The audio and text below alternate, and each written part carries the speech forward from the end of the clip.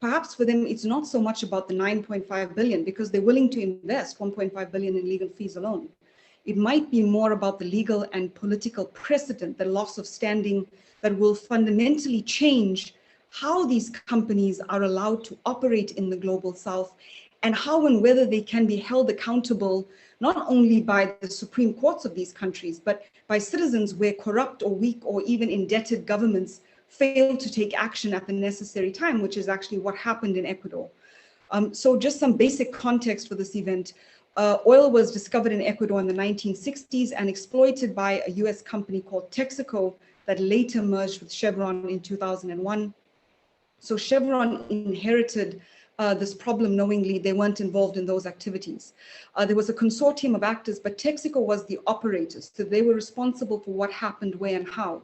And Ecuador, the state-owned company, came in as the minority shareholder and then by the 70s became a dominant shareholder. They were likely aware of what was happening and didn't seem to care because Ecuador is an oil man's country. More than half the revenue comes from oil. So for example, in May 2006, Manuel Munoz, who was a representative of the Ministry of Environment, said that Chevron did remediate their 33% share. I think they had a 37.5% share in the consortium, but Ecuador has done nothing. So it kind of goes to show that the system was rigged against people and against the political ecology from the outset. So when Texaco, was building these 340 oil wells, 18 oil production stations, 1,000 kilometers of secondary pipeline, and from a bird's eye view, it really does look like needles. It looks like needles going into iron veins of a body that is just addicted and pulled in by the toxic crude. They pulled out about 1.5 to 1.8 billion barrels. In the 90s, when Ecuador took over the show, they did nothing about their own spills, more than 1,300 that happened under their watch. But under Texaco's watch alone, there was 16.8 billion gallons of oil spilled, massive amounts of gas flared because it's cheaper, and 18 billion gallons of largely untreated oil brine, or what they call produced water. And that has everything from radioactive isotopes to heavy metals. All of that was dumped in the ecology, in the rivers that people depended on for water, because there wasn't clean water, there wasn't any sewage systems. And this filtered through these unlined waste pits between 800 to 1,000, which had pipes inbuilt to keep the waste flowing.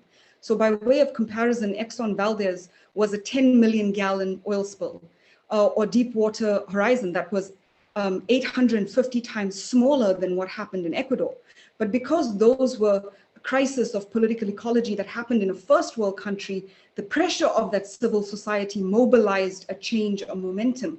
Whereas in Ecuador, as a developing country that's extractives oriented, you could see them, a cost benefit analysis, it's easier to crush them over time. And Chevron has in fact said that they will never pay. So by way of example, a medical journal did an analysis of the health effects. There was a village, San Carlos, 1,000 people living there dependent on cattle and agriculture. The cancer rate there was 3 to 4, sometimes 5 times higher. There was an oil production station close to people's homes. They were surrounded by wells, and this untreated oil brine was pumped into the rivers that people depended on, that their animals and their livestock depended on. But when it comes down to it, when the plaintiffs by Louis Janza and Stephen Donziger in '93 went to the US courts, they were trying to obtain a measure of justice because in Ecuador, there wasn't the class action model. They had the Environmental Management Act, which provided diffuse interest, community interest. And so for the same reason, Chevron was desperate to get it out of the US, where they could go to a country that had depended on them for oil revenue. I think Chevron was the biggest investor in the region, not just in Ecuador, and where they could not only control the ball, but write the rules of the game. So I think in 2000, the lead Ecuadorian counsel for Chevron said, the US courts shouldn't be concerned about the ability of Ecuadorian courts to dispense, I think he said, independent and impartial justice, because in none of the litigation involving Texaco has there been any allegation of corruption or unfairness. I'm sure he said it a little bit differently, but that was his statement. And in 2001, the court granted on condition that the case be tried in Ecuador and that Chevron abide by the judgment, which it claimed it would do. It had a little bit of a legal escape route, the US Foreign Judgment Act, where if they claim there's an adverse ruling in a foreign country and that due process wasn't followed, they can counter it. But when Chevron lost the ball, in Ecuador, they began to play the man, Steven Donziger. Initially, it was 18 billion. The Supreme Court wrote it down to 9.5 billion, and they cried foul. And that's when they decided to weaponize RICO. Very often as journalists, we face slap suits. And the equivalent for environmental justice activists and these types of cases is RICO. It's a very powerful tool that was created in the 1970s to target organized crime and the mafia. So it provides unobstructed access to courts, and it allows for the plaintiffs, in this case, Chevron, to brand Donziger, who's the last obstacle. He is the last obstacle towards preventing or enabling this precedent from going ahead in the global south.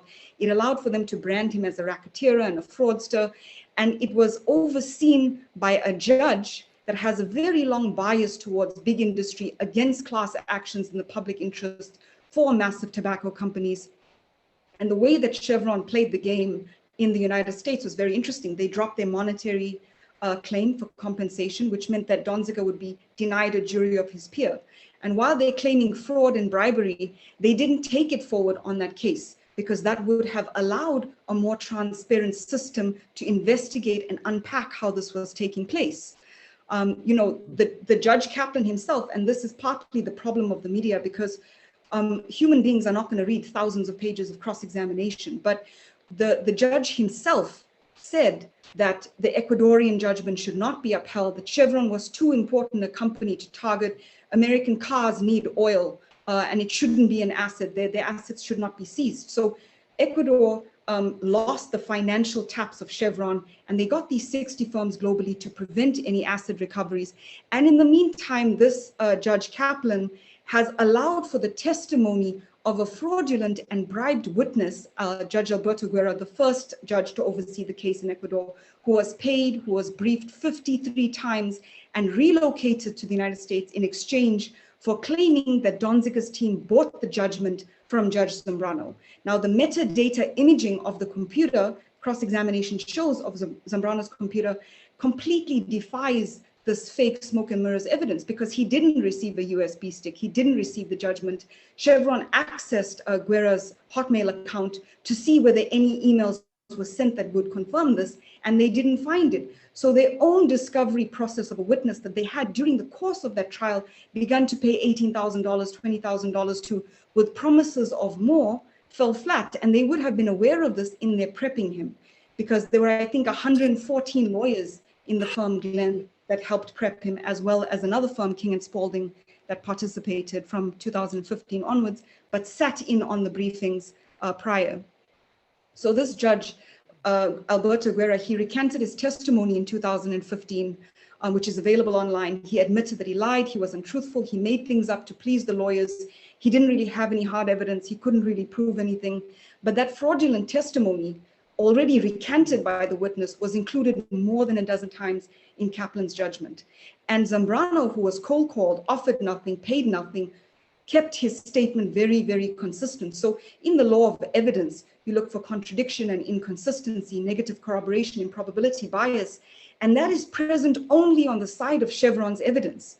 But their evidence and their documents were never probed by Kaplan. It was a very one-sided probe into Donziger's files, even his diary.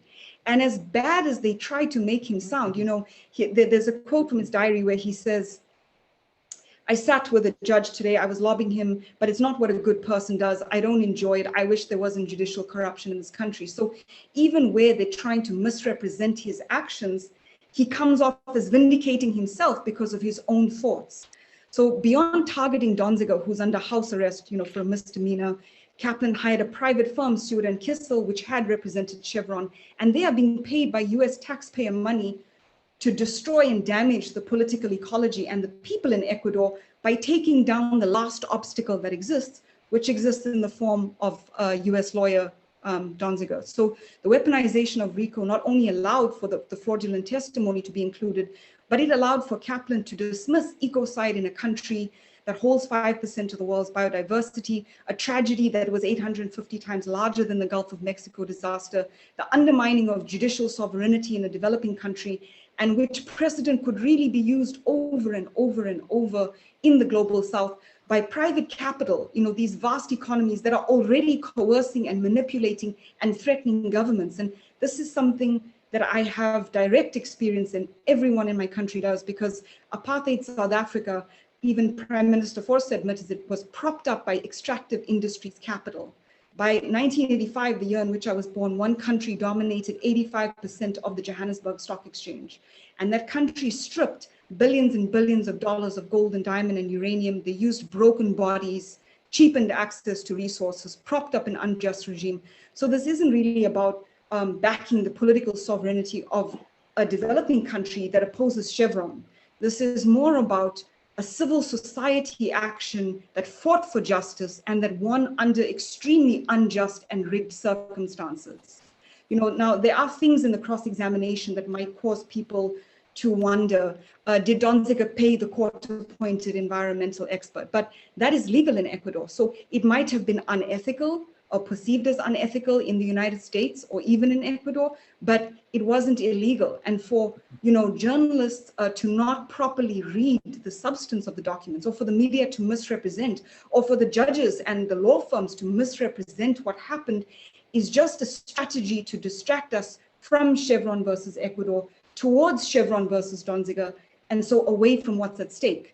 And it isn't even about payment. You know, Chevron isn't cared about how much money they paid, so long as it doesn't become a precedent, so long as ultimately they are not paying with their business model and with the substance of these vast private economies. And so with that, we will turn it over to a very short 4-minute video that was done by Vice before we go over to Luis Yanza and Patricio Salazar for their statements. What some environmentalists call the world's worst oil-related disaster. My name is Steven Donziger. I was there in Ecuador when indigenous groups and Amazon communities were fighting Chevron in an epic battle for justice.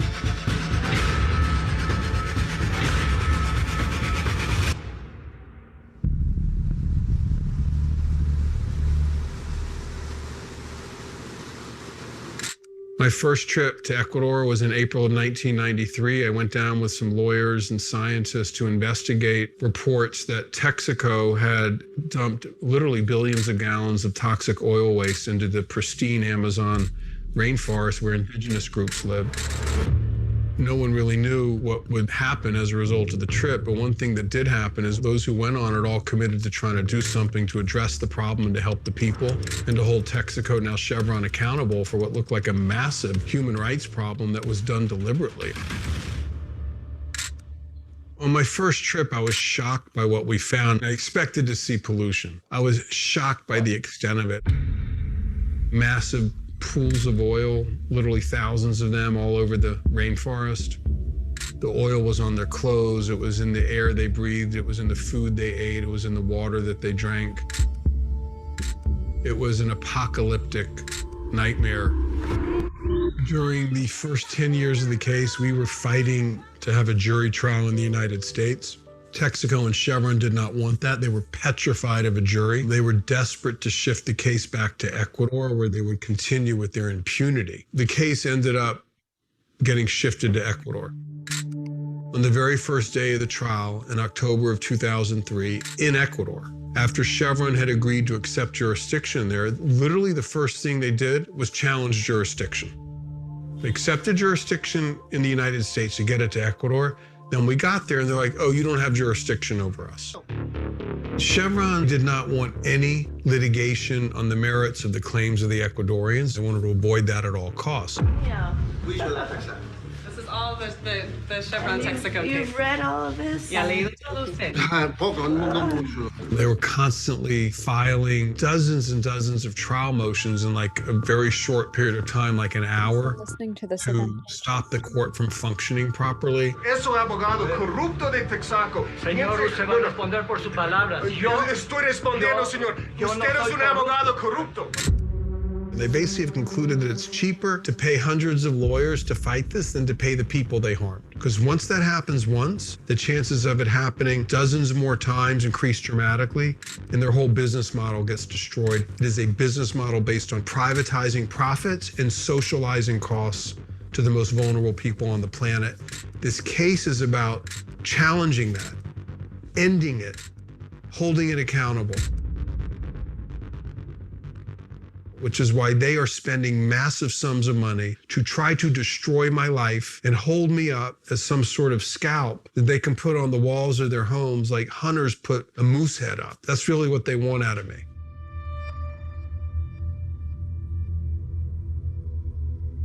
I am a human rights lawyer, detained in the United States of America on bogus charges to help a U.S. company evade a $10 billion environmental liability owed to the most vulnerable indigenous groups in the Amazon. And like, it's important not to get distracted by what's happening to any one individual, in this case me, because I'm in a difficult situation. It's important to understand that and to help me and to protect me and others like me. But we cannot preserve our planet for our children, for our grandchildren, for future generations, unless this work is done.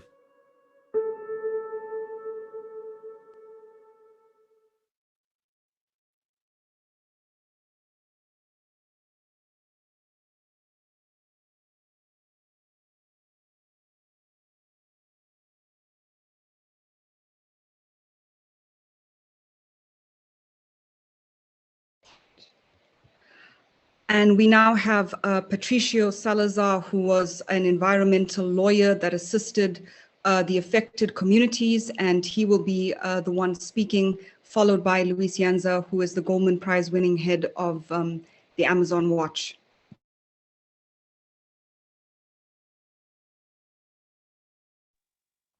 Thank you, Khadija. I think it's the other way around. Luis will start the speech right now, and I will try to translate him.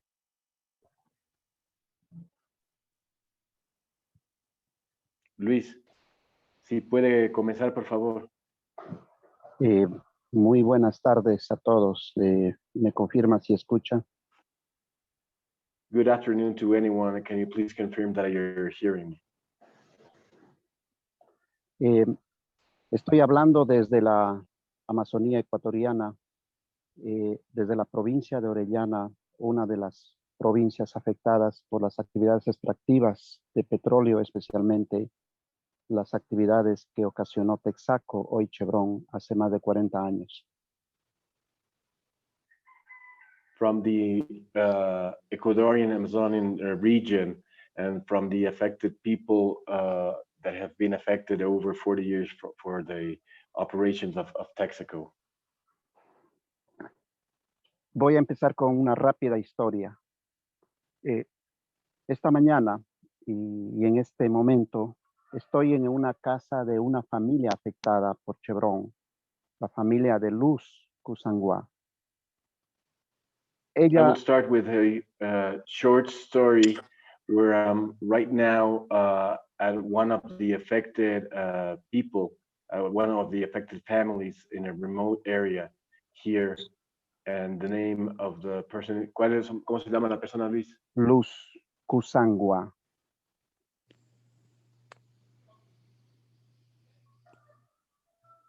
¿Cómo se llama la persona, Luis? Luz Kusangwa. The name of the person affected and her family is Luz Kusangwa. Ella me contó una historia de que su nieta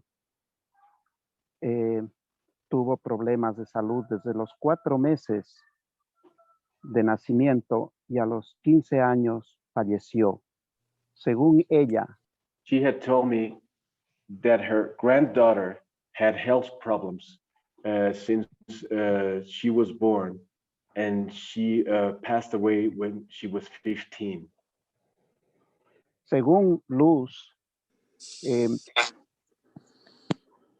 su familia vivía y vive hasta ahora junto a las carreteras donde Texaco regaba petróleo crudo. Y es una zona According donde to hay... Luz, her family lives by the highways where Texaco were used to spill the crude on the street. Su casa está rodeada de más de 3 pozos que fueron perforados por Texaco, y esos pozos contaminan un río que pasa cerca de su casa. Her house is surrounded by 3 different pits, and are surrounded by these pits, and her house is there, and the pits are still there. Ella, Luz, dice que su familia respiraba el aire contaminado y el polvo de la carretera con petróleo y consumía y se bañaba en el río contaminado con petróleo. She says that they were used to bathe and to consume the water that was flowing through the river, that it was nearby, and that it was also contaminated with oil. And they were used to breathe all the contamination of the oil and the dust of that oil on the highway, as well as using the contaminated water. Por lo tanto, lo más probable es que Andrea, que es el nombre de su nieta, falleció debido a estos problemas de contaminación dejados por Texaco hace muchos años. Therefore, the most probable thing is that Andrea, the name of her granddaughter that passed away when she was 15, it's likely that she might have died because of the contamination that was brought there. Y esta historia, la de Luz Cusangua y su nieta, es la historia de cientos de familias que viven en más de los 20 campos petroleros que fueron operados para extraer petróleo por parte de la compañía Texaco, y que eso ha contaminado el agua, el suelo, los ríos y la vida de todos los seres vivos, especialmente de los seres humanos. And this is the story of hundreds of families along all this contaminated area where Texaco operated for all those years, and that keeps on harming people on a massive scale. Por eso las víctimas, más de 30,000 víctimas, llevamos una lucha de muchos años a través de la justicia para lograr que Chevron repare los daños que ocasionó acá en la Amazonía. Therefore, we, the affected communities, there are over 30,000 people, are still fighting to get justice from Chevron that contaminated our environment. Sin embargo, a pesar de que la justicia ecuatoriana le condenó a Chevron para que pague para reparar los daños sociales, ambientales, culturales, pero Chevron no ha obedecido el dictamen o la orden de la justicia ecuatoriana.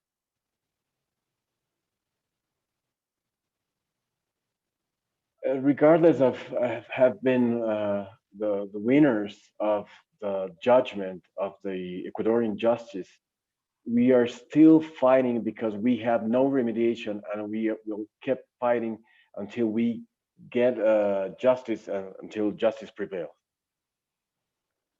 Al contrario, se ha dedicado a perseguir y atacar a los líderes comunitarios y especialmente a los abogados que nos están representando en esta lucha legal, como es el caso del abogado Steven Donziger.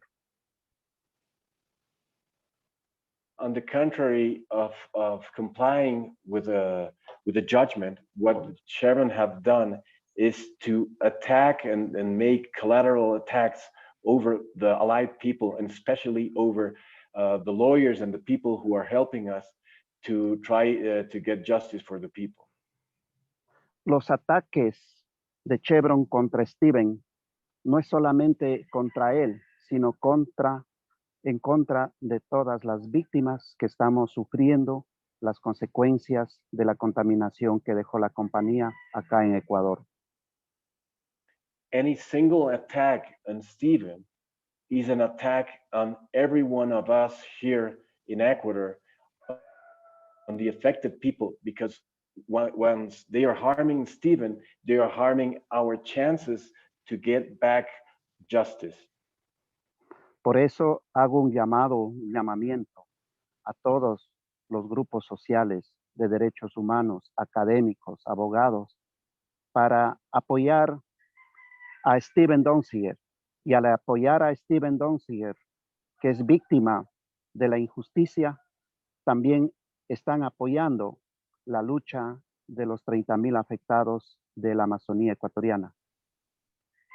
Therefore, I kindly extend an invitation to all the groups, to all the people, to defend Steven Donziger, who is helping, importantly, the affected people and the affected communities in Ecuador, and therefore the overall community in the world, to support him and to try to minimize the effects of the attacks over him. Finalizo mi intervención invitando a todos a unirse a esta causa, que es una causa por los derechos humanos. No es una cuestión solamente económica o legal, es un asunto de derechos humanos, porque está de por medio la vida y la salud de miles de ciudadanos y ciudadanas de Ecuador, de la Amazonía de Ecuador. Gracias. I end my speech by inviting to you to support Stephen, because supporting him is to support the struggle of the affected communities in Ecuador, and also the struggle of our environment and the struggle for all the people worldwide who's struggling for justice. Gracias. Thank you very much.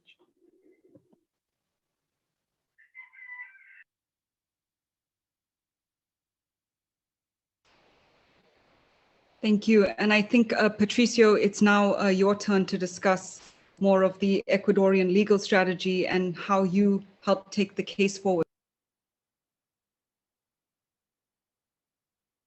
Yes, thank you, Khadija. First of all, I would like to thank the Global Justice Program at Yale and Dr. Pog, and also you, Khadija, for this excellent summary that you have given to us. Besides all the technicalities and the amount and all this fog around this huge case, we have to think that the case is about people, about real people. Because all the time when people start to talk about the case, they kind of lose their attention on the 9.5 billion judgment and all the fraud, all the fog, all the fog that Chevron has brought into the case, saying that it's fraud and so on. There is real people there who are suffering, and these people is like any other people in the world. They are kids, they are families, like in the United States, like in Germany, like anywhere in the world. So let's just think for a minute that these people are suffering and they have no means to have a voice or have the means to fight or the hope to fight. So that is precisely what justice about. Justice is about bringing hope to the ones that are hopeless. Justice is about giving a voice for the people that have been muted by others. And at the end of the day, even hope is good if we cannot achieve the overall purpose of justice. The purpose of justice should be achieved by complying with the law, and complying with the law by the use of the administration of justice, by a trial. The trial is the legal battle that is subject to the decision of the judge. And the judge decides on a dialectic way by having an input from one party, the input from the other party, and then coming to a decision. But how can justice be served if those inputs are not even? If those inputs have absolutely no proportion? The input from the Amazon affected communities is an input where one of the long-lasting leaders of the communities passed away, and his funeral took place on a dirt floor. How can that have any sort of comparison with the 35 billion revenue that Chevron is holding to be dispersed? So at the end of the day, what's happening here is that the administration of justice, when it's trying these big cases with big corporations against poor and poor people, are not meeting their goals. The administration of justice is simply collapsing, and it's not serving justice. But after 27 years of struggle of these people who have been struggling for their lives, for their health, for their environment, they're supposed to be the winners of the judgment, but yet they are the big losers of all these 27 years of struggle. They have lost their lives, they have lost their health, they have lost their loved ones, they have lost their tranquility, they have lost their ability to hope on justice.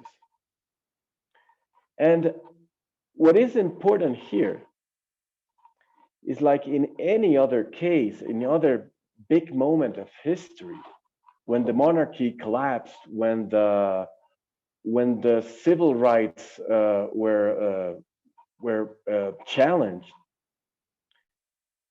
with any intervention of any fighter at that time, like Martin Luther King, like Rosa Parks or Nelson Mandela, or any other people. What had happened now with the fight that Stephen is leading, because all the attacks have been strongly on him, I think that those attacks, his struggle, are on the same proportions that at the certain time, those struggles about from the people that I've already mentioned, Stephen's struggle is probably at the same level as they were fighting, and the attack on him is so uneven, so unfair, that I think that there will come a time, and I expect that to be soon, that we will get to a tipping point where Steve can have the real place in history that he deserves, as the other people that I already mentioned, and that the people of the affected communities in my country will get access to justice.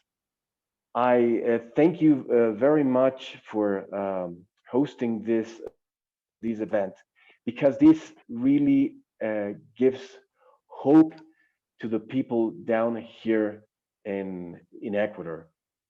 Probably this seminar can be regarded as for Martin Luther King Jr., like the letter from the Birmingham prison. This might be some sort of letter from Birmingham prison for Stephen. Thank you very much.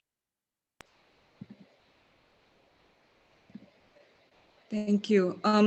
I think you raise a very interesting point because like the length of this case, the lifetime of this case, 27 years, Nelson Mandela was in jail for 27 years under extremely brutal and inhumane conditions, having been the most humane and empathetic and reconciliatory, justice-minded person. But I wouldn't necessarily say that Mandela and Stephen went through a similar struggle. However, Stephen does, as the outsider who's really someone not who comes in and legitimizes himself in the struggles of people, not that predatory type, but he is someone who appeared to betray his own kind.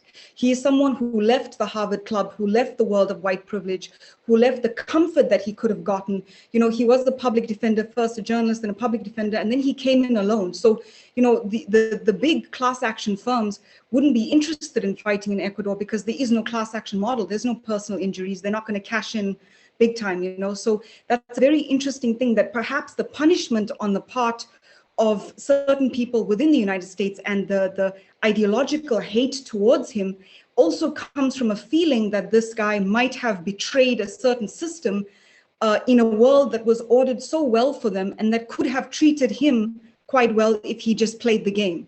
So perhaps that is the lesson that we learn when you step outside of the club, when you don't play the game as they want you to, when you don't follow the rules that they've written, and you sort of champion the struggles of people, of systems and of ecologies in the global south that could threaten those private, really vast and private economies, then you'll be punished. Because a lot of this, you know, reading Judge Kaplan's statement and reading the cross-examination documents, a lot of this borders on the absurd. You know, a junior reporter would not be able to cite these facts plausibly in an article for a school newspaper, but we have a whole RICO judgment that was decided on it. You know, having read that, one of the other things that was of interest is that Chevron claimed to have remediated, you know, 250 pits, 33% of the affected sites. They gave $2 million to schools and forestry and agriculture. And, you know, in their minds, and because Petro Ecuador wrote it off, they feel, or they are framing that outcome as their duty done. So it really shows you the cost-benefit analysis, as you said, of real human lives that are worth nothing because it isn't credentialized, it doesn't have the flag, it doesn't have the citizenship of certain countries like the US, where Exxon Valdez becomes a crisis because citizens won't allow it to be anything else but. So I think you raised really very beautiful and humane points. Now we'll take it over to Stephen, who will discuss more about the case.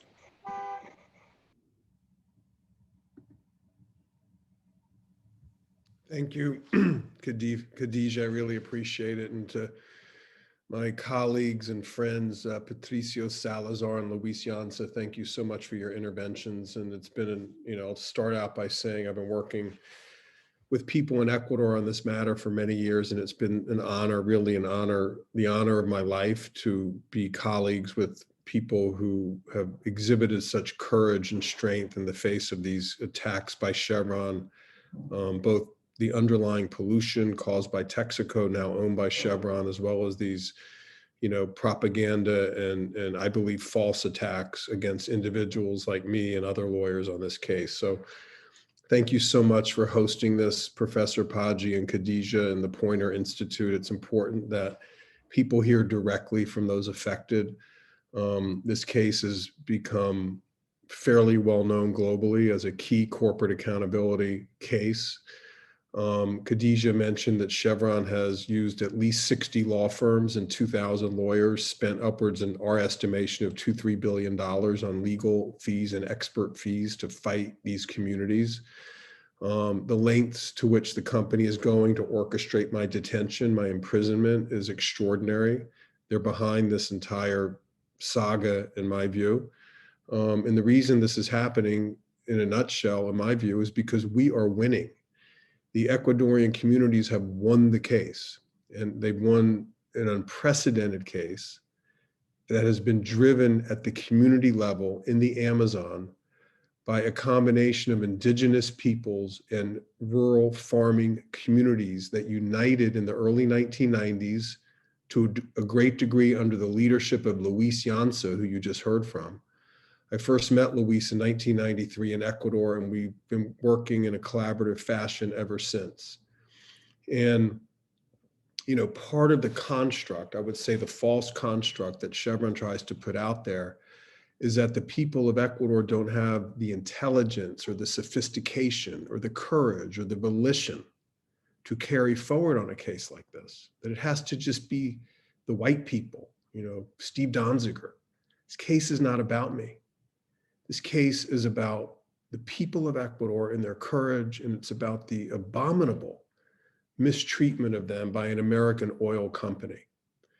And having been caught in a court of law in Ecuador, the court that Chevron chose to litigate this case in, they chose that court. They accepted jurisdiction. They promised to abide by any adverse judgment. Having been caught, having been held accountable, Chevron then, instead of paying the judgment and complying with the rule of law, spent massive sums of money to try to demonize me, primarily me, but also Luis Yanza and also other lawyers on this case. And how that went down, I think it's critical that all people who care about justice and about the rule of law understand how this has happened. But it's also critical to understand it's happening not because we did something wrong, it's happening because we did something right. It's happening because there has been tremendous legal victory in this case. I hesitate to talk too much about myself because isn't that Chevron's narrative, right? They want this case to be about me, and it really isn't. But I do want to talk a little bit about what has happened to me as the lawyer of many. And to be clear, we have a legal team. There are, over the years, 20, 30, 40 different lawyers who have collaborated on this case. Today, we have lawyers around the world looking to enforce the Ecuador judgment. This case exists independent of Steven Donziger. But in Chevron's view, they need to have some foil because they don't want people thinking or knowing or focusing on what they did.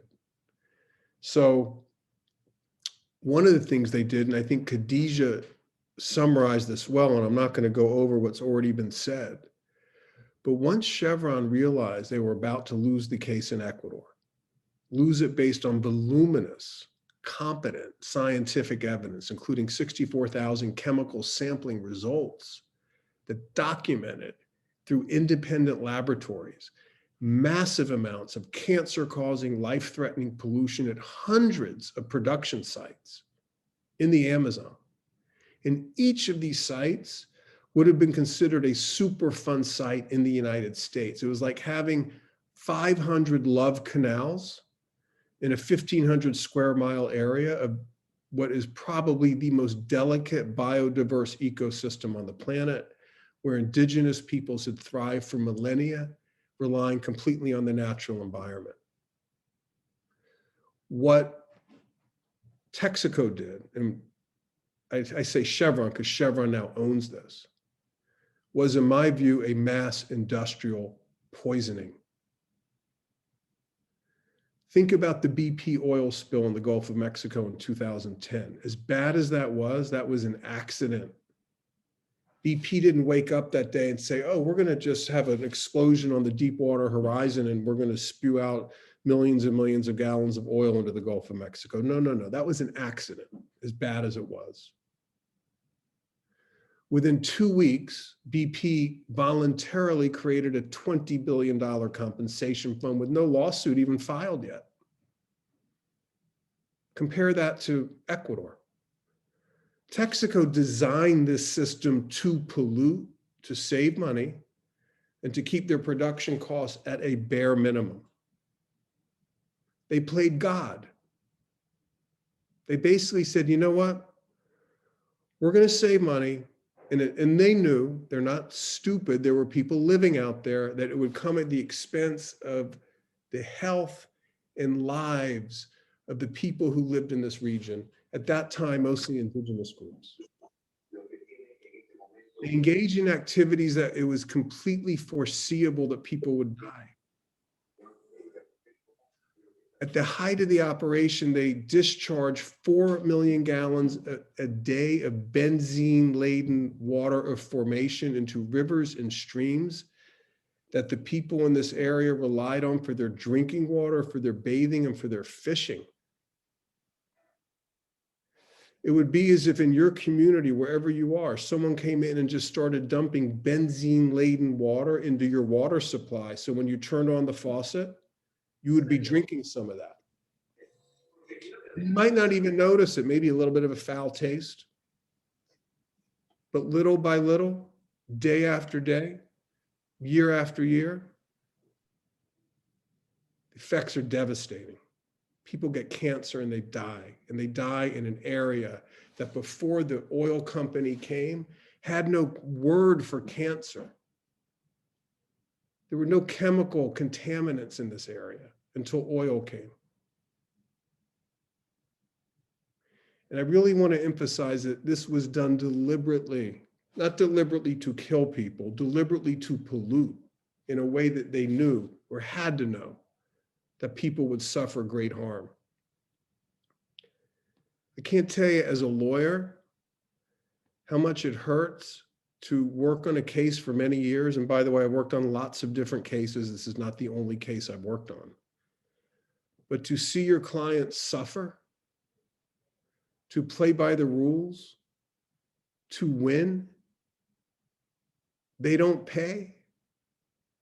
They make people with almost no money and no resources chase them around the world to get them to pay a judgment they won in the country where Chevron wanted the case to be tried and the trial to be held, in a case validated by 29 appellate judges, by Ecuador's Supreme Court, by Ecuador's Constitutional Court. Canada's Supreme Court has validated this judgment for enforcement purposes. Canada, one of the most respected legal systems on earth.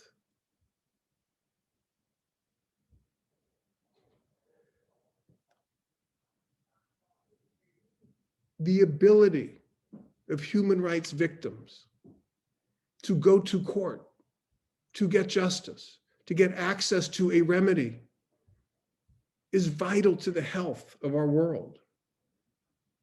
And when I see the struggle that the communities of Ecuador have gone through year after year now, 27 years, playing by the rules, winning the case, and to see how the legal system lets Chevron run around and spend money to not pay the judgment and spend money going to courts all over the world to try to muck it up and attack lawyers.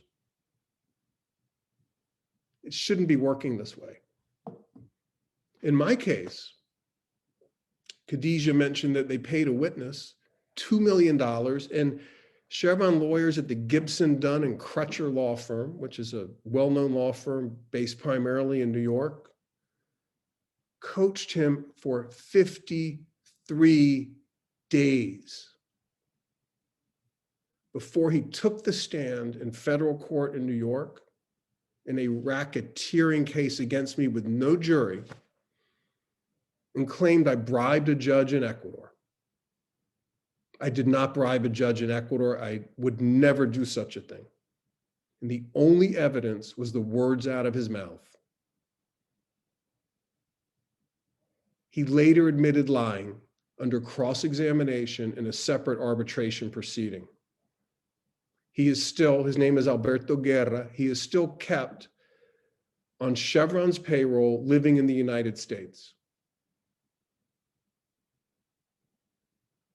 This testimony was accepted by a US federal judge, Lewis Kaplan, a former tobacco industry lawyer, the man who denied me a jury.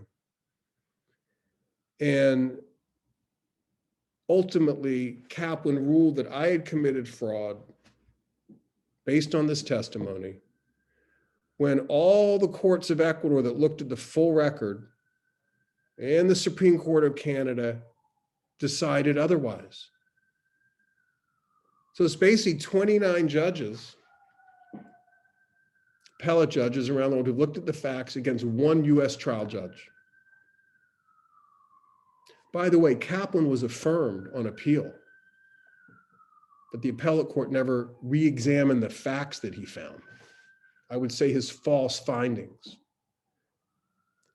Subsequent to that, Judge Kaplan orchestrated a request by a bunch of federal judges to the Manhattan Bar Grievance Committee. That's the group in New York that controls bar licensing, lawyer licensing, that I have my bar license suspended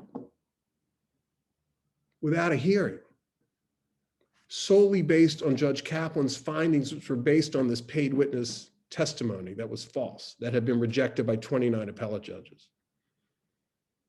I was denied a hearing. In 2018, my law license was suspended without a hearing, where I couldn't challenge Judge Kaplan's findings, couldn't bring in the evidence in Ecuador, couldn't bring in these other court decisions, wouldn't hear it. I challenged it after I got suspended, and I fought hard for a hearing where a former federal prosecutor was my hearing officer, and 13 witnesses came in to testify about my integrity, but they wouldn't let me challenge Judge Kaplan's findings. And this hearing officer ruled in my favor. I won my bar hearing. He ruled that my law license should be reinstated, and ultimately they appealed it, this bar grievance committee, and an appellate court, an intermediate appellate court in New York, nullified my hearing and said I should be disbarred anyway, which I've now appealed to the highest court of New York. But can you imagine? Judge Kaplan also imposed a fine on me because I contested an order that I turn over my confidential case file to Chevron, my computer, my cell phone. I've never seen a decision in the history of the United States where a lawyer was ordered to turn over his computer and cell phone to adversary counsel in the middle of a litigation. I appealed it. He charged me with criminal contempt based on an order that I had appealed in an appropriate way while the appeal was pending and had not been decided. He then locked me up in my home on August 6, 2019. It's a misdemeanor case, meaning a maximum, it's a petty crime. It's a maximum sentence of 6 months in prison. I've been in my home over 18 months now with no trial, largely because of COVID. The COVID pandemic prevents trials from happening for the most part. Confiscated my passport. I cannot travel to Ecuador anymore. I cannot travel to Canada or Australia or any of the countries where this judgment could reasonably be enforced. And by the way, Judge Kaplan's contempt charges were first taken to the SDNY, which is the federal prosecutor in Manhattan. Many of you probably heard of the SDNY. They're a very aggressive office. And they refused to prosecute me. They wouldn't take the case.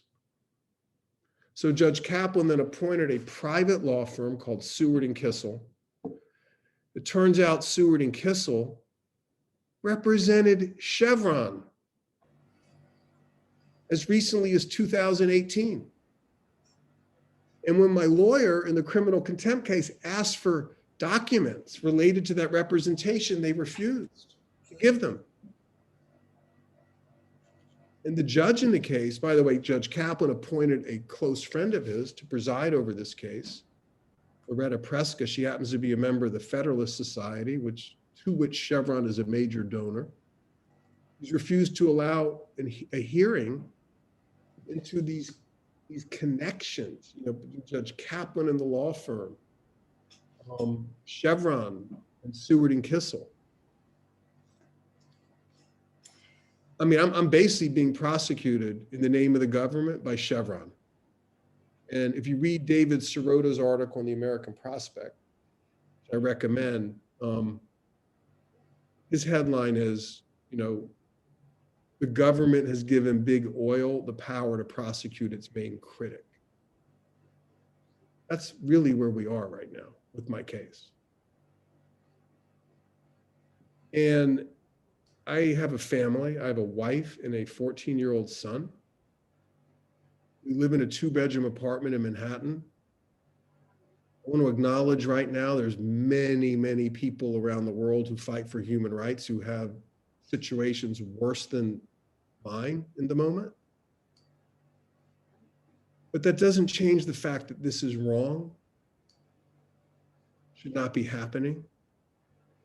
I believe it's a playbook, a corporate playbook, to stop human rights activism and corporate accountability work that's effective, environmental justice work, indigenous rights work. It's designed, in my view, to intimidate other people and lawyers and campaigners from engaging in this work generally and specifically engaging in this case. Intimidation mechanism. Chevron has used this case to try to bankrupt me. They got Judge Kaplan to impose millions of dollars of court costs on me after this racketeering case where I never had a jury. And they want to hold me up, as I said in the Vice video, as an example, so nobody else does this work and human rights work does not get done, at least in the context of the fossil fuel industry. And in closing, I'd like to say this. Chevron had one of its worst years in a long time last year financially. Exxon lost $20 billion. Our planet is burning. The companies that are primarily responsible are starting to lose some serious money as the world transitions to clean energy. And they're really angry about losing their privileges, their business models, that to me are based fundamentally on grifting, meaning they get billions of dollars, hundreds of billions of dollars of subsidies, the big oil companies from the US government every year. They take out profits and leave behind the pollution. The local communities to governments around the world to clean up. The whole business model, like if Chevron had to actually pay for the damage it caused in Ecuador, I'm not so sure that deal would have made sense economically. When Texaco went into Ecuador in the 1960s, they didn't think they'd have to pay for anything other than a pump and dump operation. And to the extent cases like this succeed, and they force legal systems to impose proper alignment of costs on operators, the ability of this industry to continue to pollute in the way it has is going to radically change. And I think part of the reason why Chevron is spending so much money fighting the Ecuadorian communities and fighting the lawyers and trying to demonize me is because in their mind, this is some sort of existential threat to their business model and to what they do. And they're going to try to suck every last dollar of profit they can out of a system that is not only hurting the planet, but I think dying economically little by little. And the last thing they want to do is pay the money they owe to the communities, to leaders like Luis Llanza and Emergildo Criollo, Donald Moncayo, Rosa Moreno, may she rest in peace, my friend, the nurse in San Carlos who passed from cancer in 2017. Chevron doesn't want to pay those people, these courageous, heroic people, money that they owe under a court of law.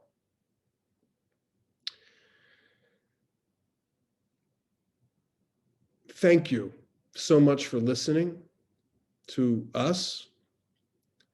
I don't want people to feel sad or demoralized about my situation. I want people to know that I feel optimistic and hopeful, and I'm strong and resilient, and I have the support of my family and of so many people, like I assume maybe now some of y'all, and Nobel laureates and all sorts of people who have understood what's really happening here.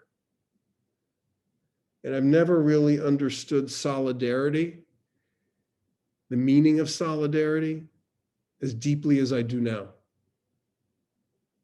It really allows people who are in the position we are in to keep going. So please keep sending solidarity, good wishes.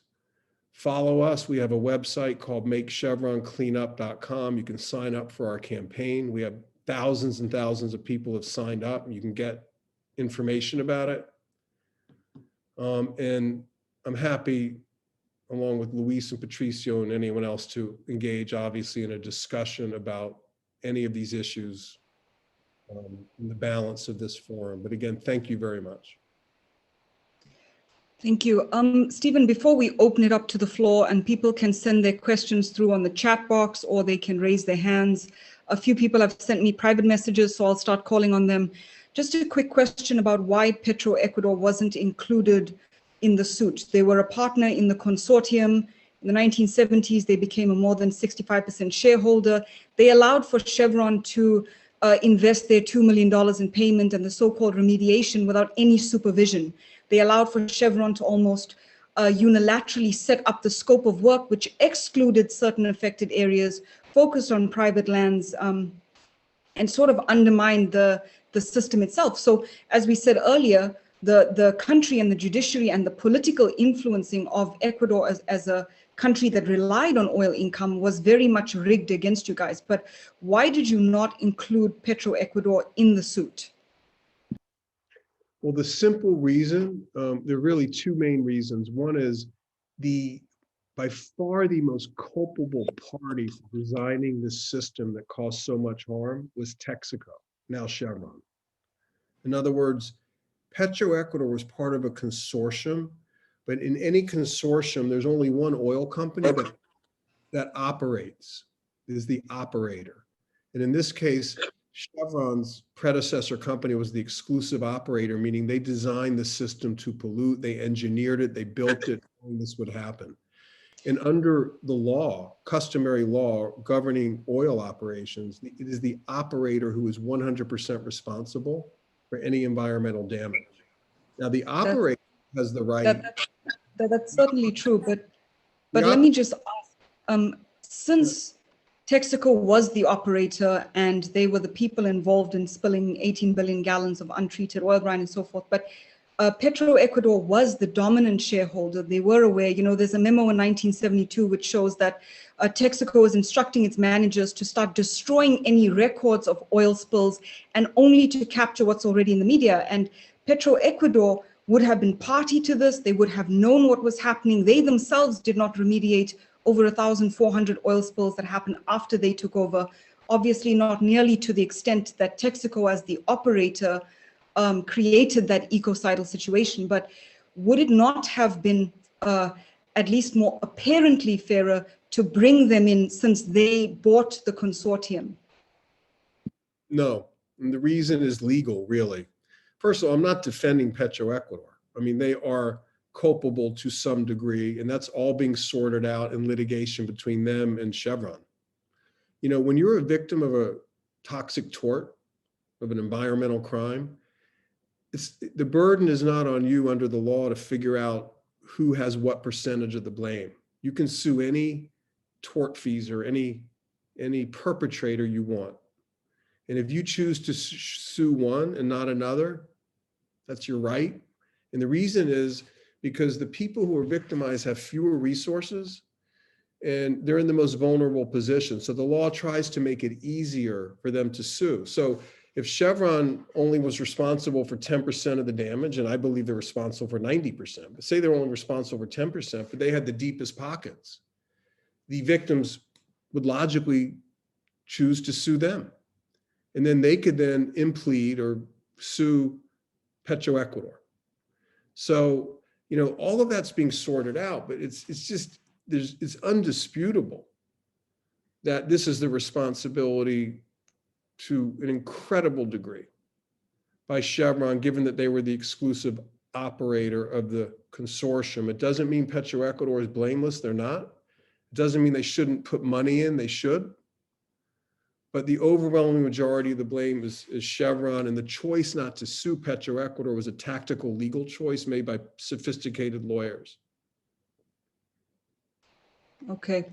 And another question, do you feel that the US media has, because we're talking about thousands of pages of cross-examination, you know, the arbitral court ruled against you, even though Guerrero recanted his false statement in that same hearing. So do you feel that US media has not properly investigated, mainstream media has not properly investigated the nuances and the details in this case that would have then been presented to the public as a jury, and that public pressure could have then halted or slowed down the situation as it is now? Was it a failure on the part of investigative journalists or media? I mean, some of them that I've spoken to wanted to cover the case, but said that they came under pressure and they were put into situations of uncertainty where they didn't want to bring a lawsuit on their media house. So the second question is, do you feel that some of them might have been threatened by the law firms working with Chevron or for Chevron at the point where they sent through questions or where they were bogged down with paperwork that they may not necessarily have understood? Well, the answer is yes. We've documented a 10+ year campaign by Chevron to threaten media companies with lawsuits, loss of advertising dollars, just flat out threats. I have some of them on my Twitter feed. We've documented them. We have emails. You know, they don't want this story covered. And, you know, some of you in the context of the tobacco litigation might have heard of a book called Doubt is Their Product. You know, all Chevron wants to do is make this so confusing and so complex that people won't even, either they won't understand it or they're like, I don't have the time to deal with that. And if they can just get people to say, you know what, I can't deal with that. Since they're in the dominant power position, they have the money that they owe the people of Ecuador. They essentially win. They win a draw because they're in the dominant power position. So their strategy is just to create doubt, uncertainty, intimidate media, threaten lawsuits, just threaten time and hassle. I mean, 60 Minutes is a good example, the American TV show, famous award-winning journalism.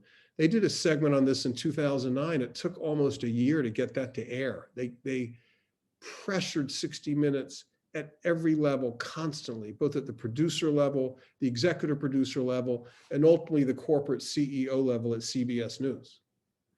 And like, even though they aired that segment, ultimately, the hassle of having to go through that kind of process stays with you. Word spreads in the major media. Yep. And you know, okay, you should stay away from that story. It's going to take too long. Yeah, that's kind of the feedback that we got. Okay, we have a question from Scott Wilson Badnock, or a statement from him. Yeah, thank you. I'm the co-chair of the Environmental Justice Committee at the American Bar Association, and I know Stephen and have been facilitating in terms of creating a trial monitoring team of domestic jurists to watch this trial, to address some of the issues that Khadija just brought up. The complexities of this case for lay people and journalists who are not lawyers are extreme. So facilitating that conversation with lawyers who can communicate to journalists who can then communicate out to a lay audience is really important. I want to just stress that Ecuador is not a one-off. It's an archetype. The question that it presents to the world is whether Black, brown, and indigenous peoples in the global South and within our own communities here in the West will, in fact, have access to justice and remedy, or whether inequality of arms, this concept of sending $2 billion of lawyers at Stephen, if inequality of arms will in fact become a permanent state in the United States court system. Furthermore, the US courts are essentially in a battle right now for their efficacy. Is this a country where judgments rendered fairly come to die? Or is the US court system a place that upholds international standards and the concept of comedy? So we have a tremendous set of risks on our hands because Stephen is proof of concept for Chevron and frankly, the big law firms that represent them and engineer these types of attacks. This inequality of arms in action. And it is these firms that, in fact, are amongst us, the Gibson Dunns, the King and Spaldings, for instance, that present themselves as human rights lawyers or environmental lawyers, when in fact they are corporate compliance lawyers and are doing everything they can to avoid human rights laws and environmental protection.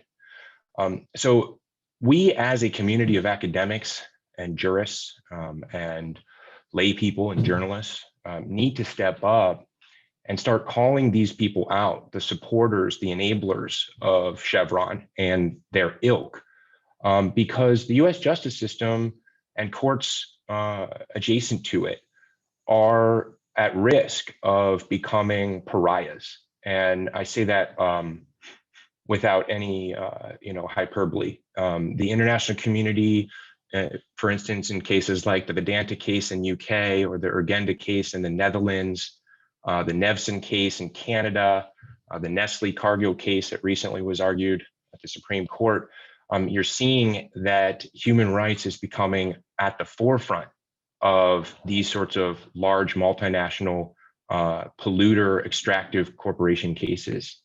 So I wonder, and this is an open question with our committees and all the partners that we work with, whether this tipping point is going to go in a positive direction or a negative direction. Is it one where every single Chevron comes to Judge Kaplan's door, knocks on it and says, can you please kill this fair judgment for us? Or does it go the direction where US courts decide to step up and achieve international standards and agree that it is critical that, for instance, the ICCPR is upheld here in domestic courts?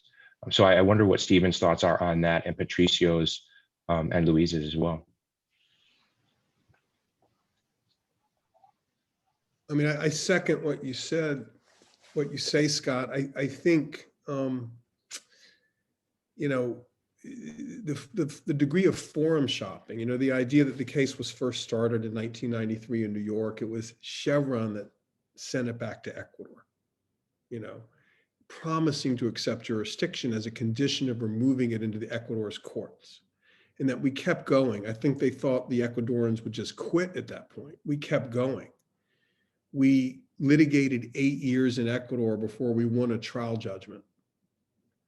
So the courts that Chevron had fought to hold the trial in, suddenly, as the evidence mounted against them and they began to lose, became totally inadequate. Whereas when we were in the US, they were saying those are great courts. They then came back to the same court that we originally filed the case in, where Judge Kaplan sits, and said, oh, they want to be in that court. It's forum shopping.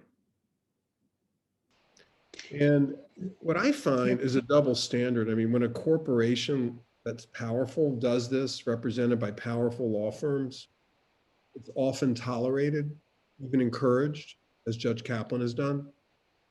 When marginalized communities, historically with little power in the Western sense of what power is, do it, it can't happen.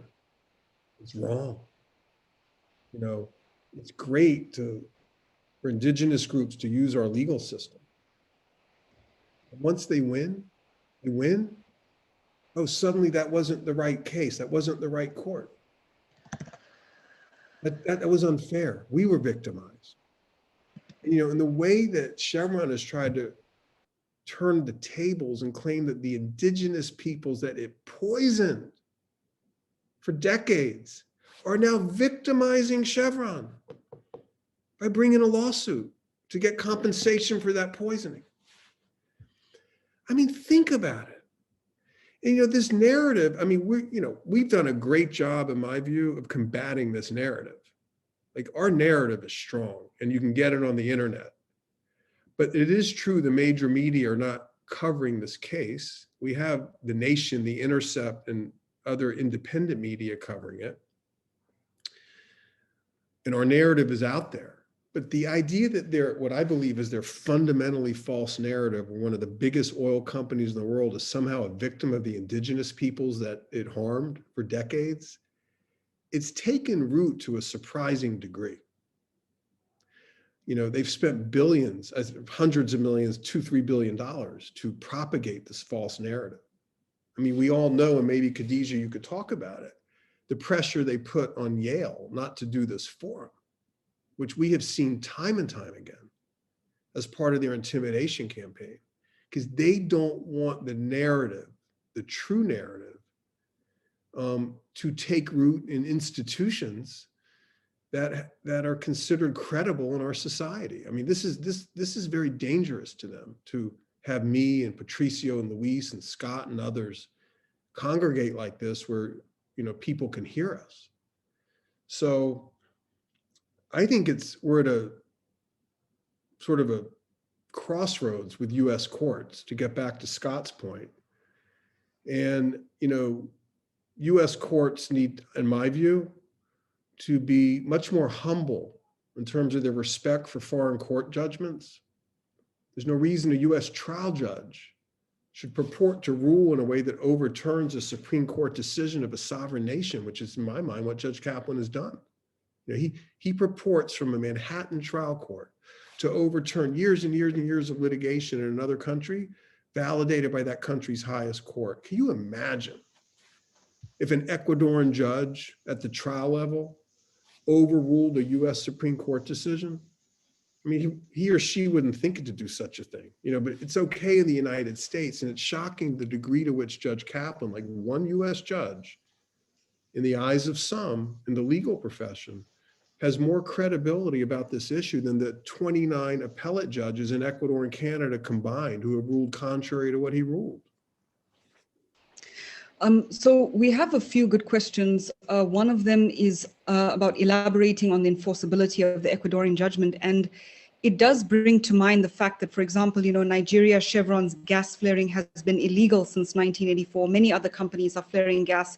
In the Congo Basin, which, like the Amazon, provides over 50% of the world's oxygen and biodiversity, it's ruled by 5 dictatorships that are in partnerships with the oil companies. So they are not only committing ecocide as private vast economies that have more economic and political muscle than developing countries, but they're also enabling and facilitating regimes as Anglo-American did the apartheid regime. So to what extent, Stephen, do you feel there's a need for an anti-corruption court to go beyond these nation states that may be in partnership and have a political influence on the judiciary, or to go beyond jurisdictions like the United States? I remember many liberal NGOs tried to use the Tort Claims Act for reparations against the corporations that propped up the regime. But not only did this undermine the sovereignty of South Africa by going to another country, it also wasn't likely to pan out since they were so critically important in the US landscape. Is there a need for a new and different type of anti-corruption court that is multilateral, that's international, but that, unlike the ICC, doesn't just target African nations, you know, demand-side corruption, and doesn't just, you know, go for the easy ones, doesn't rely on people ratifying it? Is there a need to create a new enforcement mechanism? And then there's another great question about the intersection of ecocide and corporate accountability. And she's asking, Eleanor Goodwin, the substance of a PhD, do you think there are mechanisms that could ever hold them accountable? So those two questions are interconnected. Could you take a stab at answering?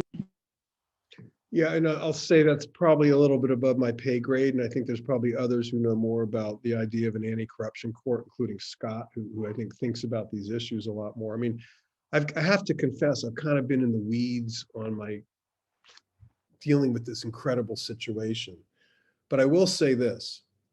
One thing I've noticed is the power and the capital of the fossil fuel industry is multinational. That is, it can be moved from country to country very easily to avoid judgments and to put the capital in the most advantageous position around the world to make profits. Court systems, in contrast, are generally limited to the national borders of a particular place. So what you have in this situation is in Ecuador, you know, the people of Ecuador bring a case in Ecuador where Chevron wanted the trial held. And in the course of the litigation, as the evidence mounted against Chevron, they sold off all their assets in Ecuador to immunize themselves from any eventual judgment against them, which necessitated now 10 additional years of litigation to try to track them down around the world and get their assets, which is still ongoing. So any court mechanism that will allow for greater international accountability over these international entities, I support. You know, I'm familiar with the problems with the ICC, et cetera, but there needs to be some sort of international accountability. Now, one way to do it is one country, like say Canada, enforces the judgments of another country. I mean, Chevron operates in dozens and dozens of countries around the world. You know, so it's important that the national court systems function better. And when they see this kind of judgment evasion, this forum shopping, they step up and say, you know what? We're going to enforce Ecuador's judgment against you because this kind of behavior is not legal, it's not appropriate, and it really will lead to the collapse of legal accountability in the world if it continues to this degree. So that's my response to that question. I don't know if that makes any sense. Thank you. So we'll wait for Professor Poggi to create the International Anti-Corruption Court, which I'm sure he will do. We have a good question from Lou Jane, and she's asking how the fraudulent testimony of Guerra and others could have been used in Kaplan's judgment. How is that allowed in the US? How can it be addressed? What are the consequences involved in the system? Clearly, it must have been illegal to use a statement that was recanted and that has fraud and bribery at the heart of facilitating that statement. But are there any consequences to that? Well, that's the problem. I mean, there should be. I mean, first of all, as step one, I think a more neutral judge never would have let that witness testify. I mean, there were so many indicia of lying even before he took the stand. There's no benefit to having someone with no credibility testify about any topic. You know, he admitted he had accepted bribes in Ecuador. He had later admitted he lied extensively before Judge Kaplan. You know, unfortunately, or fortunately, depending on your perspective, in the federal system in the United States, judges have lifetime appointments. In my experience is there's virtually no accountability when judges do these things. And luckily, most judges don't do these things. We have for the most part, judges try to work within the framework of the law. But there is the ability to abuse power. And when it happens, as I believe is happening in this case, you have very few options. You know, you go to the appellate court, but the appellate court in this instance has backed Judge Kaplan. And then you go to, courts of other countries which have not backed Judge Kaplan. And you end up in a situation where you have like these competing judgments from different countries. And there's a bit of confusion, which as I said earlier, plays into Chevron's hands. And you just have to keep fighting through that. But what Guerra did, what Judge Kaplan did to accept Guerra's testimony and then leverage it to get rid of my law license, I mean, to me, is just a terrible miscarriage of justice. And I hope someday that will be held to account. It hasn't so far, but we're trying. And I just wanted to recognize, Khadija, I don't know, my professor, Charlie Nesson from Harvard Law School, who is a friend of mine and someone who's studied this case extensively. Yes. I see him raising his hand. He has studied this issue about my disbarment and about the role of Guerra's. Absolutely. Let's hear from Professor Nesson.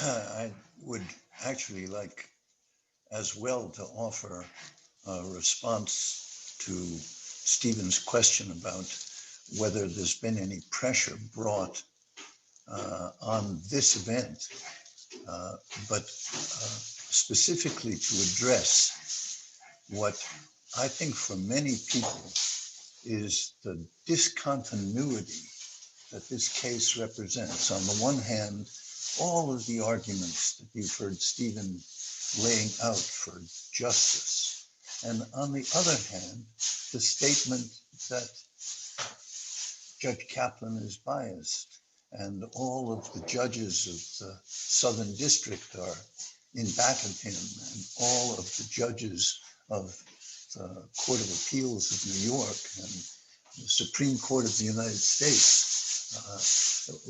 How can this be explained? Well, the actual legal explanation is that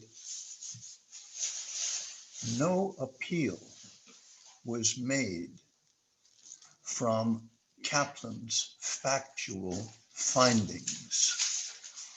The decision on appeal from Stevens' RICO conviction, call it that, although it's supposed to be civil, was entirely based on the legal challenge to the outrageous misuse of civil RICO to shut down litigation of this dimension internationally. That was the issue that Deepak Gupta, distinguished Supreme Court advocate, had come in to represent Stephen on, because I think clearly he felt it was such an important issue.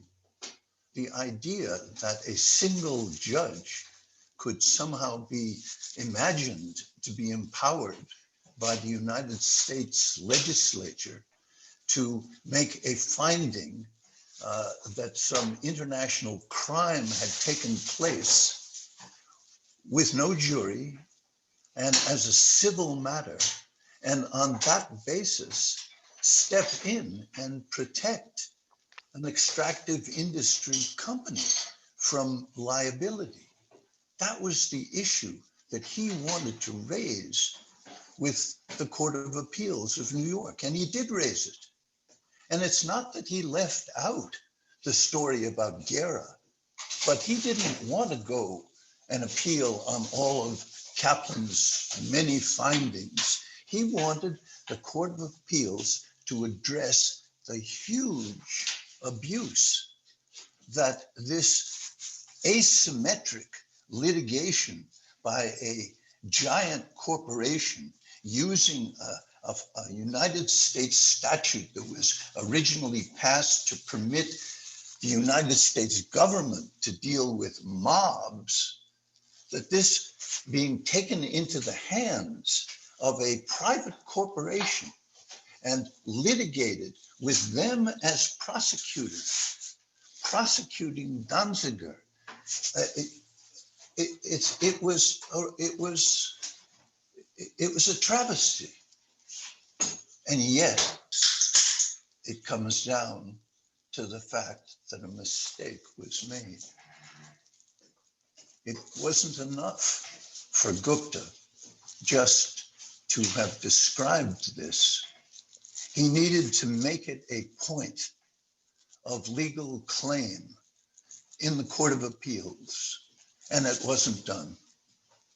And so Kaplan's findings became the law of the case. Well, this takes me to the second question of any pressures against this event. And I wanted to tell you a story. A few years back, I went to Canada to be with Stephen at an event that related to Indigenous people, where a treaty of sorts was signed by Domingo from Ecuador and Indigenous people of Canada in support of the idea that all Indigenous people should be concerned with what we're talking about. And I went to Canada to introduce Stephen to that group. I received a letter from Douglas Cassell,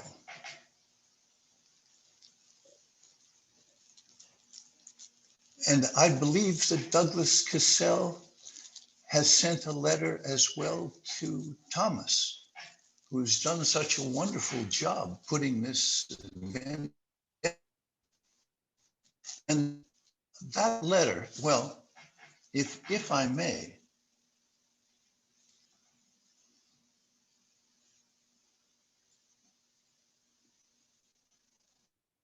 I wish I could share my screen, but I'm not the host of this. This is Douglas Cassell. Dear Professor Nesson, or Charlie, as we called you when I was a 1L in your 1969-70, I'm writing because I see you're chairing the talk by Stephen Danziger in Banff. I assume that you are aware that he is implicated so deeply in bribery and other unethical actions in the Lago Agrio litigation that he has been indefinitely suspended from practicing law in New York. The recent arbitral award, unanimous, including by Ecuador's nominee, Vaughn Lowe, who has strong record on human rights, details Danziger's wrongdoing. So does Kaplan's decision in the Southern District from 2014. As a career human rights lawyer, I find Danziger's conduct of the Lago Agria case in Ecuador to be a great teaching example of how not to defend oppressed peoples. Well, he goes on from there. Thank you. That's all I have to say. Thank you. I wonder if I could step in here. Yes, there was a letter, but you know, in investigative journalism, you get these kinds of threats to canalize and control narratives all the time, especially with extractive industry capital. And usually they're threatening to weaponize the law in some way against you. And as a journalist, you're generally more vulnerable than another lawyer would be. But I don't feel that these kinds of letters should be taken so seriously, because if a person is committed to covering an issue, these kinds of letters simply expose them more. So we didn't feel it as pressure on the event. We just felt it as something that was to be expected and that was handled. I'm not sure if I'm answering the question properly, but we expect this type of behavior, and it's pretty normal for extractive industry capital to engage in this kind of canalizing behavior, but it isn't something that would have pressured anyone to drop the event or to change the format and so forth.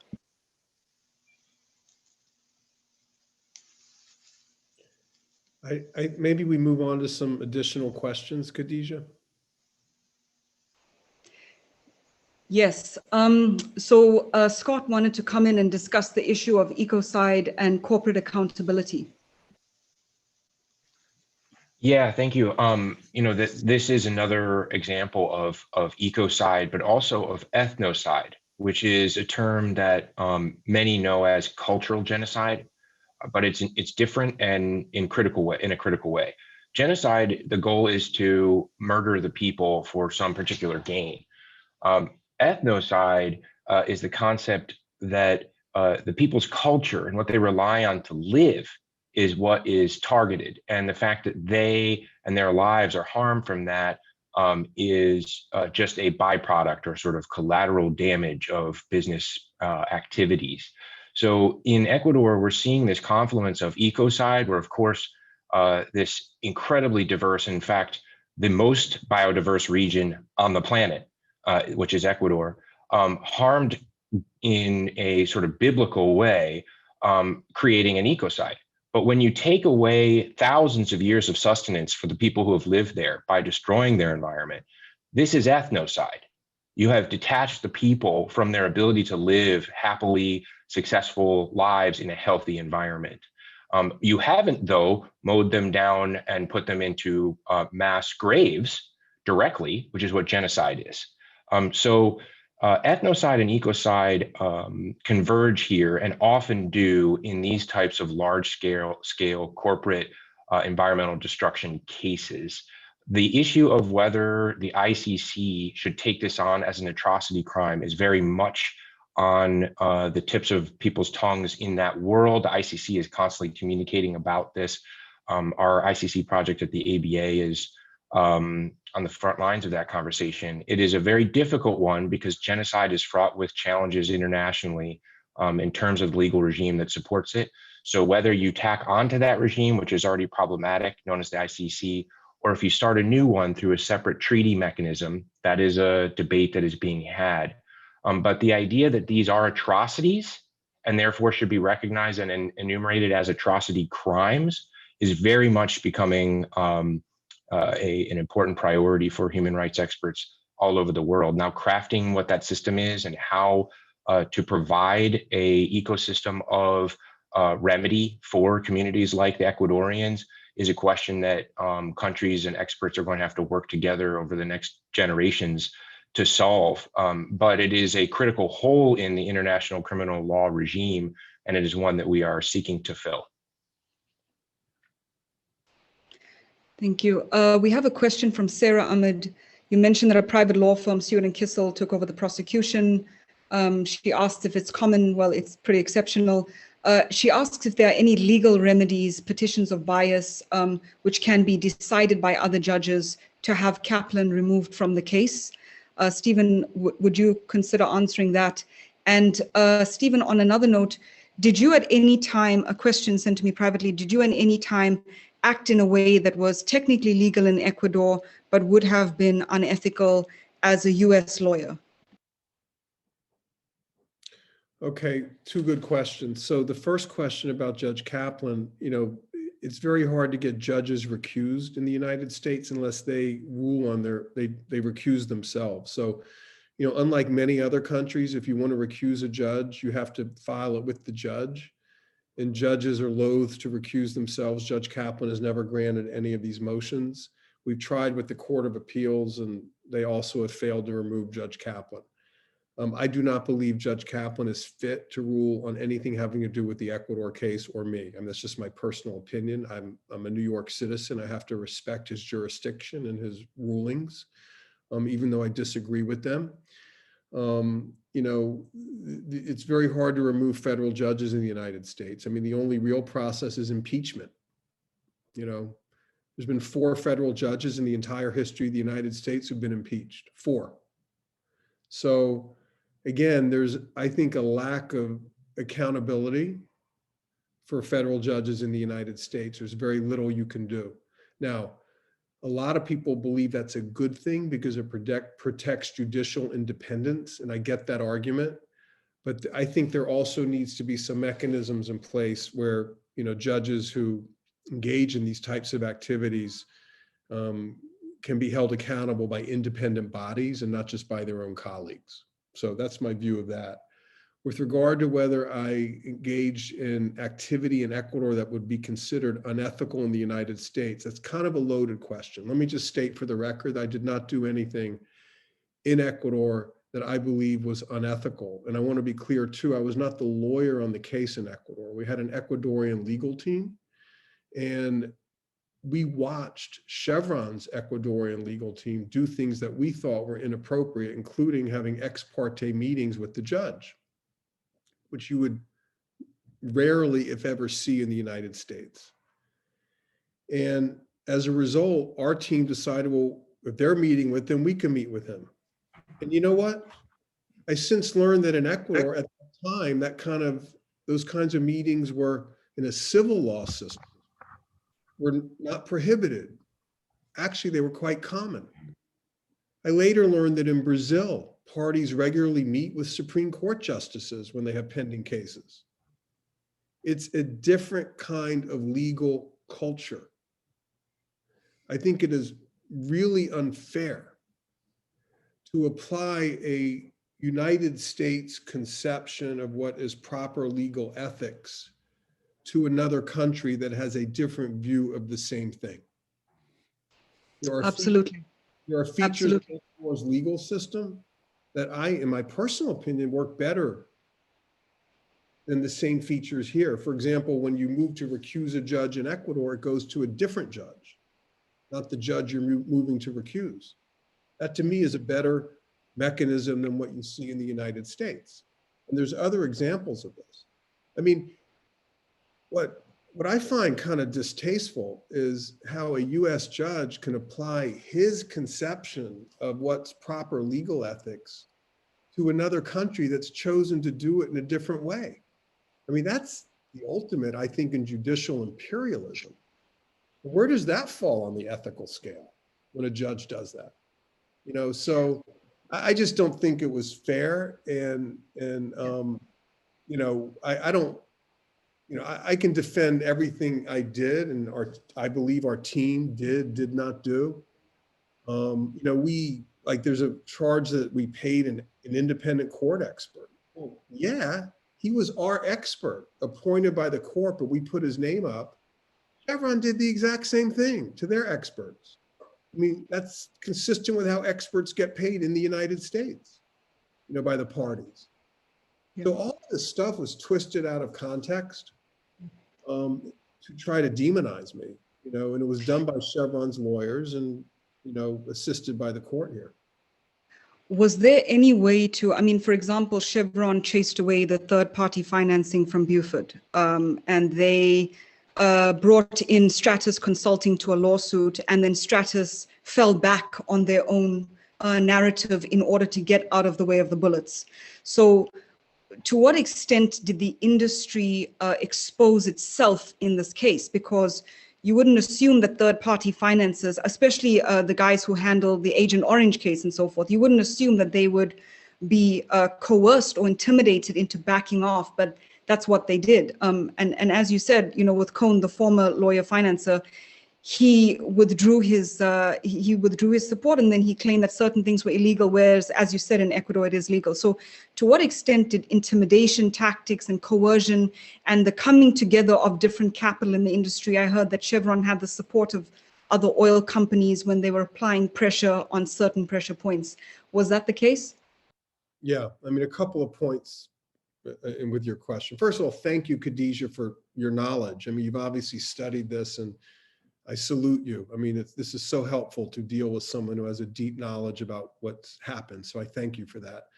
You know, in one sense, this case is a case against the entire oil industry, right? I mean, I believe that our team has created a paradigm to bring these types of human rights and toxic tort cases on behalf of people with no money, and to sustain them over many, many years. And I think the economic model that has sustained this case, which is basically monetizing via donations or third-party investments, a claim of someone with no money, in this case, indigenous groups, so you can get funds in to pay the litigation expenses, to hire the experts to do the science, to pay the laboratories, to process the soil samples, you know, to pay Patricio's plane ticket to come testify in New York.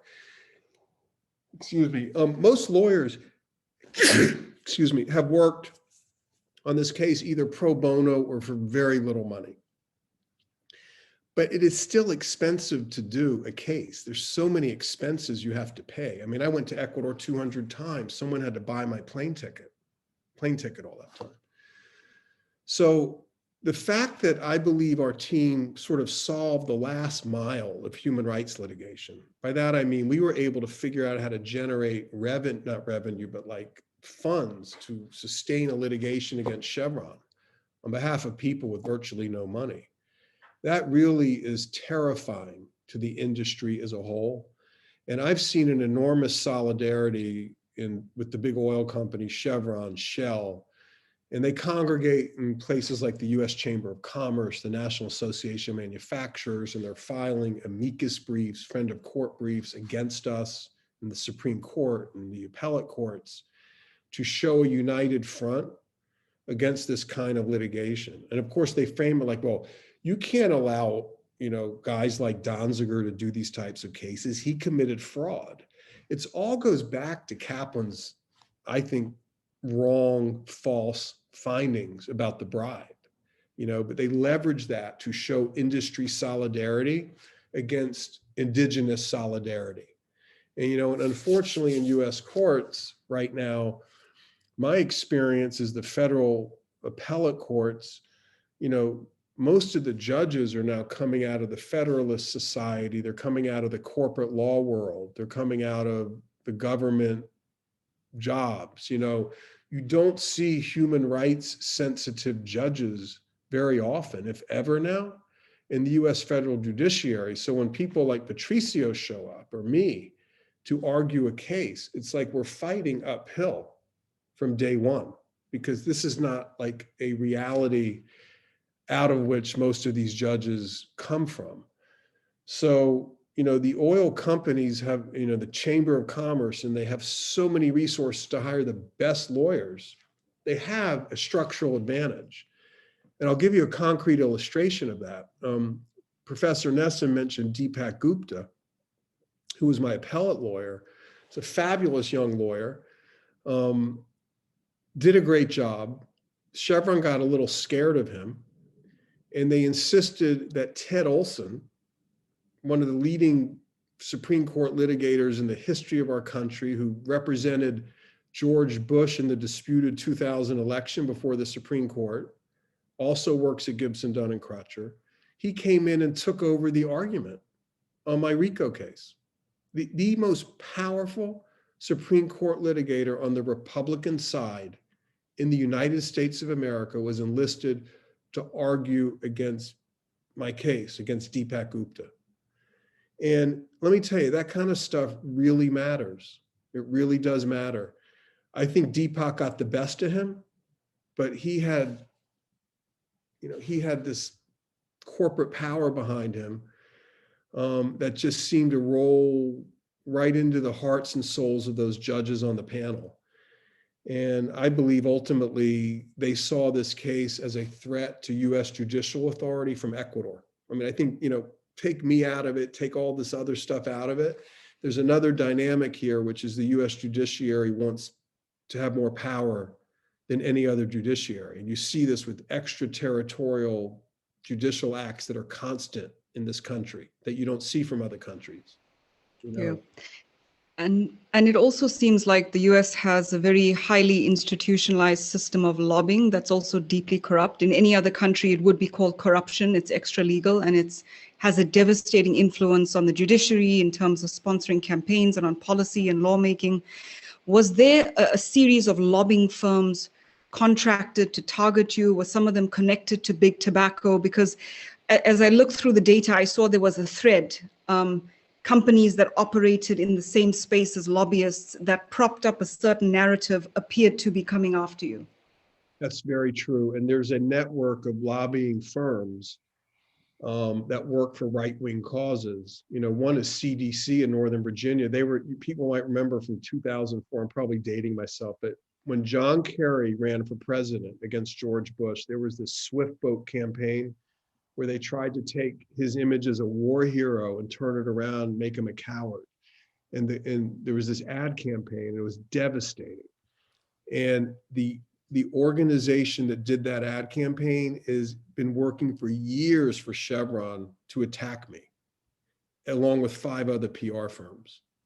They spend massive sums of money to control the narrative. They have created websites dedicated to the destruction of my reputation. One is called Amazon Crude. Go look at it. You look at it. I mean, you don't know anything else. You look at it, you think I was like the most terrible person in the world, you know? And I believe this kind of demonization is, you know, they sort of lay the groundwork for these harsh things that are happening. You know, for me to be detained, I'm the only lawyer in US history ever detained pre-trial on a misdemeanor. You know, how do you justify that? You have to demonize the hell out of someone to get people to believe that that maybe might be justified. You know, so this is all being orchestrated, in my view, by Chevron to, you know, again, evade paying the people of Ecuador to clean up the harm that they caused, the pollution, but also to send a message far and wide that lawyers are not allowed to be successful, so successful at working on these types of cases. Yeah, I mean, because ultimately you already did win the case. The RICO is just an attempt to weaponize and crush using a very biased judge who himself stated in his judgment that the Ecuadorian ruling should not be valid. So his own bias came out. As much as he was hunting statements in your discovery process, his bias was exposed as he narrated it.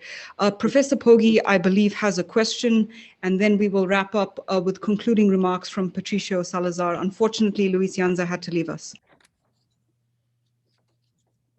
Good. I will just say on the pressure point, I don't think we were under anything that could be called pressure, though we did get a law letter from one of the Chevron lawyers, also Doug Kessel. I was actually hoping for an ankle bracelet so that I would be able to show that off, but they didn't send me one. So the question that I have has to do with the judgment in Ecuador. If that judgment had been complied with by Chevron, who would have gotten the money? And in particular, if I may ask, how much money would you have gotten out of that? And who else would have benefited? Okay, so thank you for the questions, Professor. With regard to the first question, the court set up what in Spanish is called a fideicomiso, which is like a trust fund where the monies would be deposited to spend on cleanup. And the entity controlling the funds would be the coalition of all the communities called the FDA, who would work with their lawyers and technical advisors to figure out how most effectively to spend the money with community input and ultimate control. That phase of the process would not necessarily involve any of the lawyers who litigated the case. That's a post-judgment phase to implement a remedy.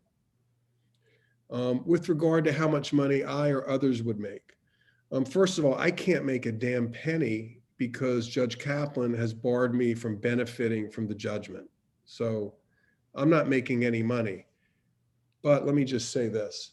The model to fund the case is predicated on what's called a contingency fee lawsuit, which is very normal in the United States, where lawyers or others put up money to fund the litigation. And if and only if there's a recovery, they get their money back plus some sort of percentage of the winnings. So if this case succeeds, people other than the affected communities will benefit, but I want to defend that. That is entirely appropriate because these people are taking enormous risk. They're putting their own funds at risk, losing 100% of their funds if the case doesn't result in a recovery. It's taken years and years and years, and it's really the only, in my view, viable funding mechanism to compete with, the dozens and dozens of Chevron law firms who have access to unlimited money from the company to continue to target and harass the Ecuadorians. So, I think the funding model is critically important.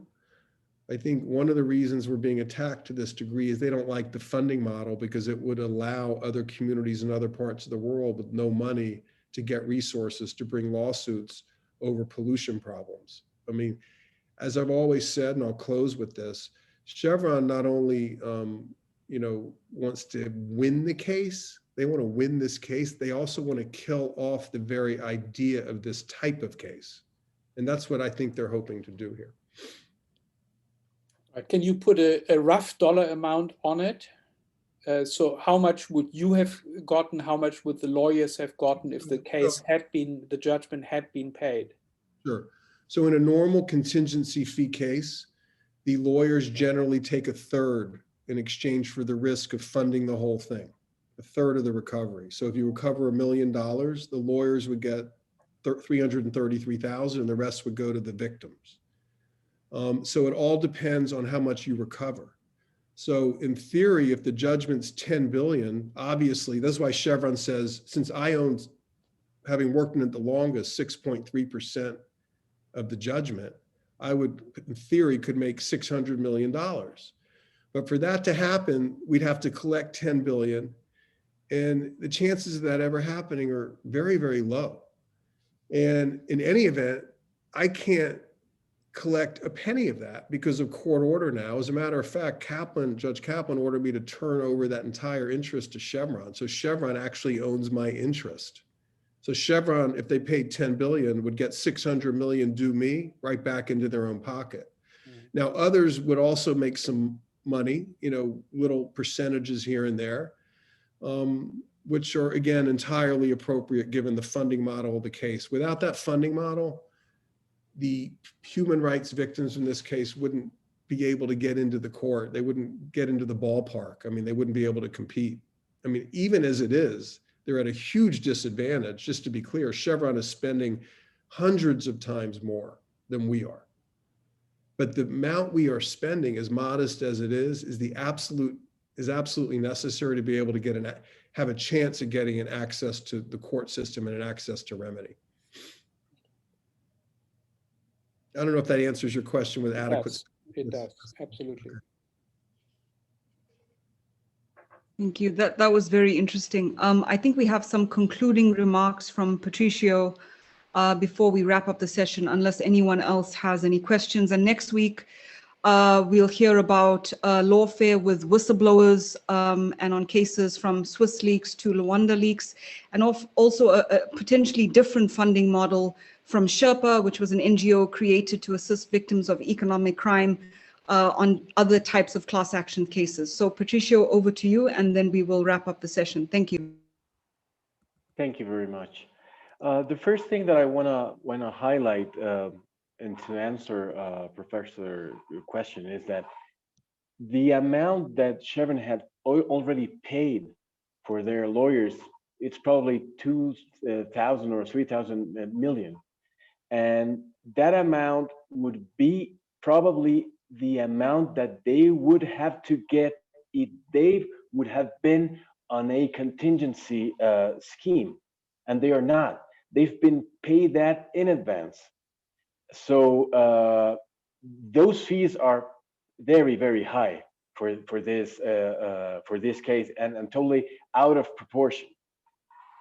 I think that the overall amount that the plaintiffs have dispersed to try to finance the case is lower than 20%, or even less than that. That's the first thing. The second thing that I want to highlight is that this is not a case of where ideology has nothing to do. This is not right. This is not left. This is just about justice, and nothing more than justice. Anyone, Republican, Democrats, whoever that may get some information about the case, I'm sure that they will understand and get to support the case, because it's a case of justice. It's not a political case. It just has to be with justice. The other thing is that the importance of the case worldwide, all the structures, or the main structures of law and the government and ways in which humanity are organized, from time to time collapse. As I already mentioned, monarchy or the colonial system or the imperialism, all of them collapse. And now I think, and of course, it's a different thing. I think that the structure of justice, the administration of justice, in which the powerful companies and regular people are working or have to interact, is collapsing as well, because it has no balance at all. There's no possible way to balance the scale if they have invested thousands of millions in legal fees. That's impossible. So I think that has to change. The other thing that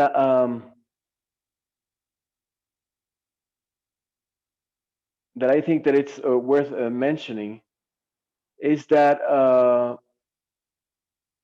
the people, the affected people, are not getting a penny on their pockets. That is very, very unjust. and they think that all this money are going to get into their pockets, and they're not getting a penny. It's very, very unjust, but that is how the judgment was issued at the beginning. So that's how we're standing now. Again, thank you very much for all your time and for all your comments, for all your willingness to collaborate with the people. And I hope that this kind of events can duplicate and start to build up some momentum. Thank you very much.